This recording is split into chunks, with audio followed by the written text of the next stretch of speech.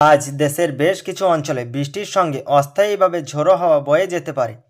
এ অবস্থায় ওইসব এলাকার নদীবন্দরগুলোকে ১ নম্বর সতর্ক সংকেত দেখাতে বলা হয়েছে। সোমবার ভোর ৬টা থেকে দুপুর ১টা পর্যন্ত দেশের অভ্যন্তরীণ নদীবন্দর সমূহের জন্য আবহাওয়ার পূর্বাভাসে এসব তথ্য জানানো হয়েছে।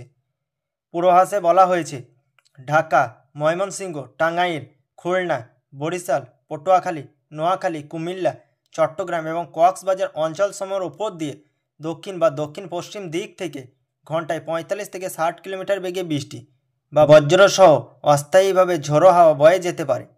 এ অবস্থায় এসব এলাকার নদীবন্দরগুলোকে ১ নম্বর সতর্ক সংকেত দেখাতে বলা হয়েছে। সকাল থেকে গত ৬ ঘন্টায় ঢাকা ও পার্শ্ববর্তী এলাকায় কোনো বৃষ্টি হয়নি বলে জানিয়েছে বাংলাদেশ আবহাওয়া অধিদপ্তর, কিন্তু সন্ধ্যার মধ্যে বজ্রসহ বৃষ্টি হতে পারে বলে জানিয়েছে।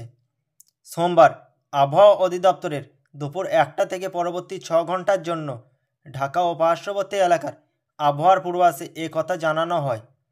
আবহাওয়ার পূর্বাভাসে বলা হয়, ঢাকা ও পার্শ্ববর্তী এলাকার আকাশ মেঘলা থেকে অস্থায়ীভাবে মেঘলা থাকতে পারে।